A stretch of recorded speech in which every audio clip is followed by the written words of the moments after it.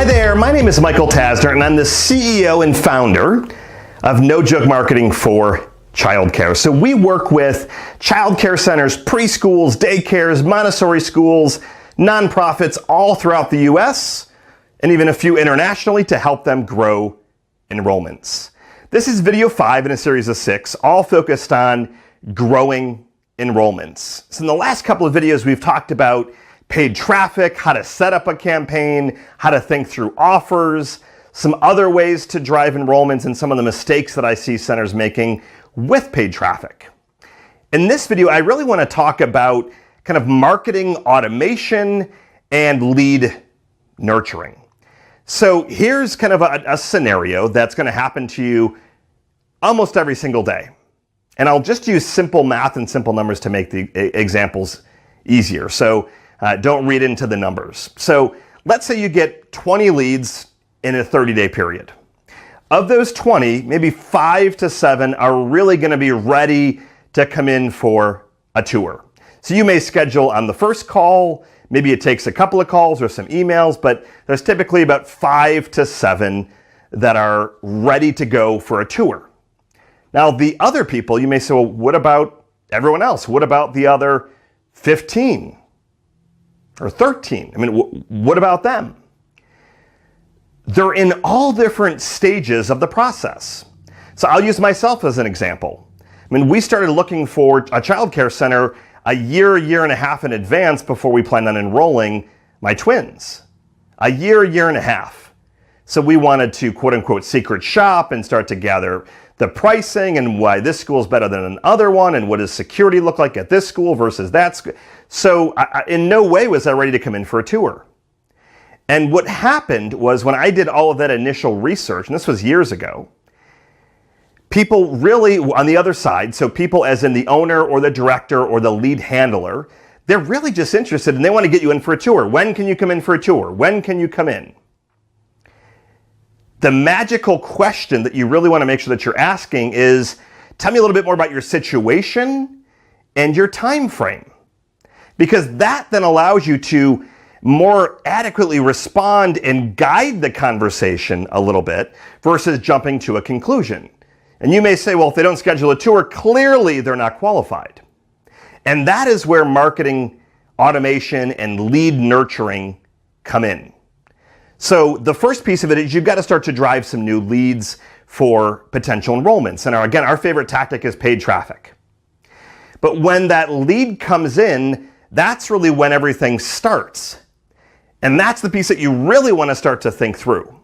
So the way that we have it set up is a lead comes in, it sends an email to whoever is responsible for following up with the lead, and a text message in real time to the person that's following up. Now at the same time, it sends out an email number 1, and a text message and a voicemail from the person that's going to be responding on the other side in real time automatically. So if they submit a form at 2 in the morning, it's going to call their phone and it actually goes right to voicemail. It's a ringless voicemail. I absolutely love it. Sends them a text message and an email. Now what that does on the other side is it's like, wow, they're quickly following up. And it's not a generic reply. So if the person that's answering the phone or is responsible for the lead named Sarah, it's going to say, hey, hi, this is Sarah. I wanted to shoot you a quick voicemail. Just saw that you submitted a form. I will be calling you within the next 6 to 12 hours. If you need anything before then, please don't hesitate to call, text, or email back. Now, the reason that we like doing that is that depending on the person that's responsible, and I don't mean to be rude to these people, but they're busy. And often they may take a couple of days to get back to a lead, for example. So I want to make sure that there's some automation that's happening and tracking all that automation in real time so that it's assisting that person that's going to be ultimately following up. Now what then it also does is day 2, it kicks out another email and a text message, and day 3, another email and a text message. But where things really get exciting is it's what I call kind of progressive profiling. So after the first email, it's going to kick out a survey, and that survey is going to ask where they are in the process, ages, how do they want to be communicated with, and based on how they respond, this marketing automation will literally trigger a different set of series of emails, text messages, voicemails, videos, etc., based on how they fill out that survey. So if they say they're a year out in the process and they're just shopping, it's going to trigger emails to go maybe every 3 weeks. And they're going to give you the benefits of why this center is the best. But it's not going to be pushing the tour until maybe 10 months out or 10 months later. If they say that they're very quickly needing to make a decision because summer camp is around the corner, for example, it may speed up the series of emails and it may push the tour series. Hey, I know that you're in a rush and you've got to get in. Here's a link to schedule your tour. So you've got that particular piece as well. So you need to make sure that you have this stuff built out and automated, and it takes time to build out. But when you have this in place, you almost have another, free, not necessarily free, but you've got a salesperson that's warming things up. They don't take vacation days. They don't work on commission. You're just paying for the software investments, for example.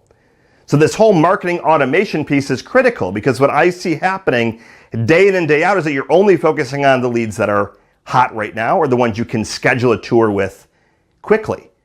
Now, in working with hundreds of centers, I've also found that a lot of leads don't get followed up with. So that's the whole point of this marketing automation and nurturing, is that it will nurture the leads for you. And depending on how they responded to be communicated with and the times that they're interested, whether it's a week out, a month out, a year out, 2 years out, it will do that work for you to essentially assist you in warming that lead up and getting them to where they are ready for a tour and to take that next step.